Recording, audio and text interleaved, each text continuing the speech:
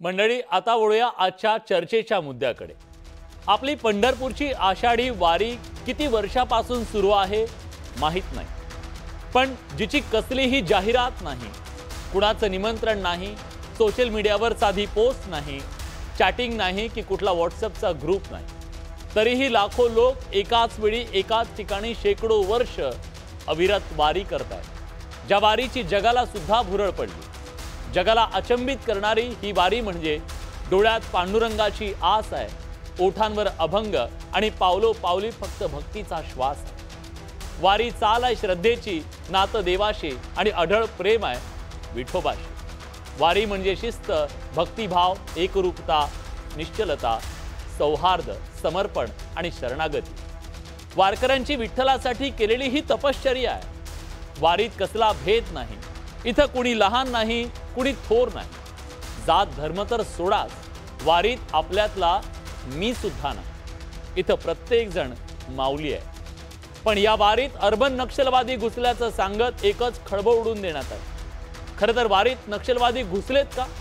पावसाळी अधिवेशनात आमदार मनीषा कायंदेंच्या त्या वादग्रस्त वक्तव्यानं मोठं वादंग निर्माण झालं। प्रश्न आहे, वारीत घुसलेले कोण आहेत ते अर्बन नक्षलवादी? जर ते घुसले तर पोलिसांना का सापडत नाहीये? त्यांच्यावर कारवाई का होत नाहीये? अर्बन नक्षलवादाच्या मुद्द्यावरून हिंदुत्ववादी आणि पुरोगामी चळवळीतल्या कार्यकर्त्यांमध्ये जोरदार घमासान सुरू आहे। वारीत प्रबोधन करणाऱ्यांना तुम्ही अर्बन नक्षल म्हणणार का, हा सवाल पुरोगाम्यांकडून विचारला जातो। तर काही जणांना हा वाद जनसुरक्षा विधेयक मांडण्यासाठीची वातावरण निर्मिती आणि त्याचा भाग असल्याचं वाटू लागलंय। जे विधेयक शहरी नक्षलवादाला आळा घालण्यासाठी प्रस्तावित आहे, याच अधिवेशनात ते कदाचित टेबल होऊ शकतं। या आरोपांमुळे त्याला समर्थन मिळण्याचा प्रयत्न होऊ शकतो असा काही जणांचा दावा आहे। तर दुसरीकडे पंढरपूरच्या वारीत मूर्तिभंजक, अंधश्रद्धा निर्मूलनाचे नास्तिक, नक्षलवादी, मिशनरी, रामकृष्णाला देव मानणार नाही असं सांगणारे लोक वारीत कशासाठी येत आहेत, हा सवाल विचारला जातो। हे असे लोक वारीत सहभागी होणाऱ्या वारकऱ्यांचा बुद्धिभेद करण्याचा प्रयत्न करतायत का?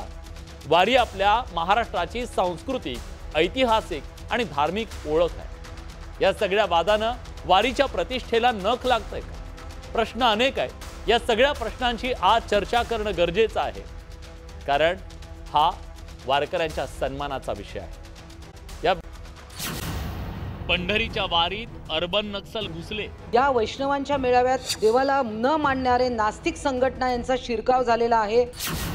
आमदार कायंदेंच्या दाव्यानं खळबळ। वेगवेगळ्या नावाखाली हे अर्बन नक्षलाइट लोकांचा बुद्धिभेद करण्याचा हे प्रयत्न करतात।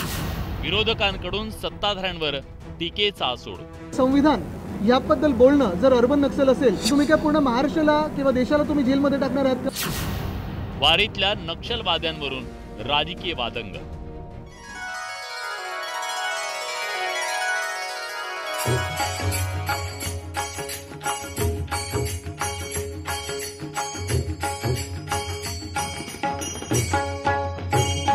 आषाढी वारी महाराष्ट्राची धार्मिक, ऐतिहासिक आणि सांस्कृतिक ओळख आहे।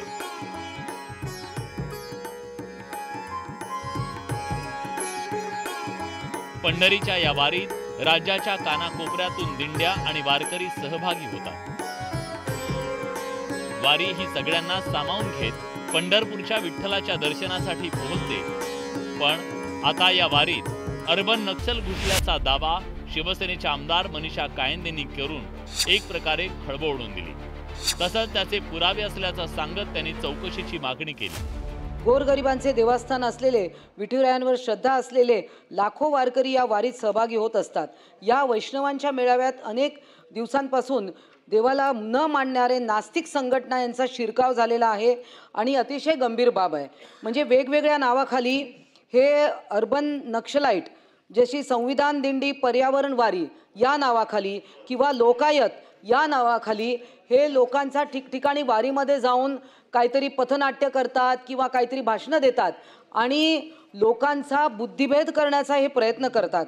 नक्षलवाद्यांच्या संबंधित अतिशय गंभीर बाब या ठिकाणी उपस्थित केली आहे। शासनाने याची गंभीर दखल घेतली आहे आणि संबंधित विभाग, गृह विभागाला याच्या योग्य त्या सूचना दिल्या जातील आणि असे लोक जे आहेत समाजाला घातक त्यांची चौकशी करून कारवाई करण्यात येईल.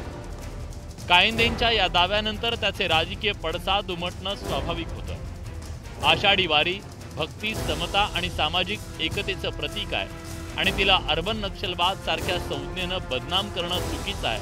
हा आरोप राजकीय हेतूनं प्रेरित असल्याचं विरोधकांचं म्हणणं आहे. शिवाय हा आरोप जनसुरक्षा विधेयक मांडण्यासाठी वातावरण निर्मितीचा भाग असू शकतो असा दावा विरोधकांकडून करण्यात येतोय. आज एक फॅशन झालेली आहे. एखादा विचार तुम्हाला मंजूर नसेल, एखाद्याचं काम मंजूर नसेल की तो नक्षलायचं आहे असं म्हणून त्यांना सांगायचं. आता मध्यंतरी काही लोकांच्या खचरे भरले गेले, काही लोकांना वर्षावर तुरुंगात टाकण्यात आले.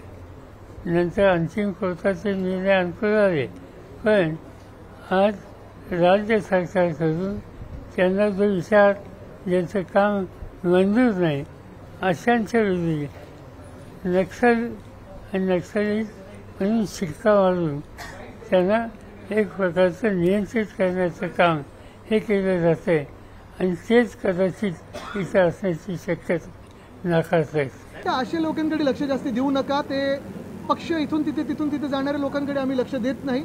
आणि संविधान याबद्दल बोलणं जर अर्बन नक्षल असेल तर तुम्ही काय पूर्ण महाराष्ट्राला किंवा देशाला तुम्ही जेलमध्ये टाकणार आहात का? संविधान हत्या दिन कोणी साजरा केला? जरा आरशात बघावं आणि बोलावं. जाऊ दे, त्यांच्याकडे लक्ष नका देऊ. या मुद्द्यावरून सरकारमध्येही एकवाक्यता दिसत नाहीये. भाजप आणि शिवसेना ज्यांना अर्बन नक्षलवादी म्हणतायत, तो नेरेटिव्ह सत्ताधारी राष्ट्रवादीला मात्र मान्य नसल्याचं दिसतंय.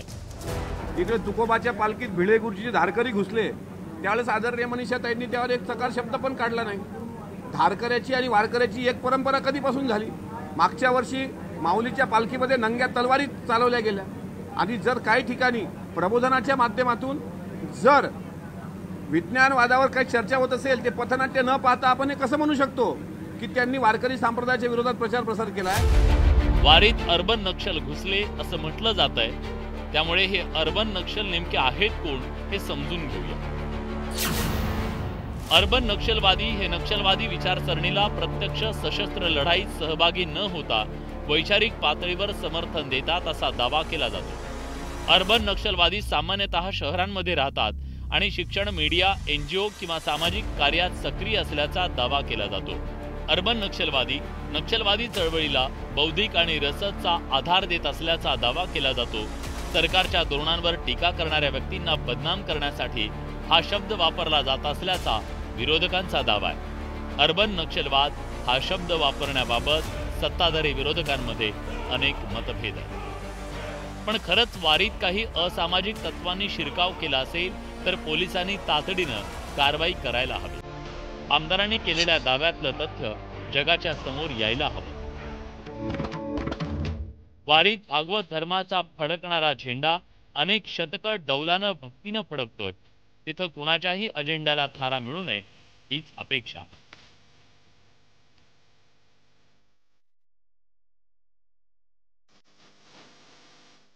Bureau report, news 18 Lokmat.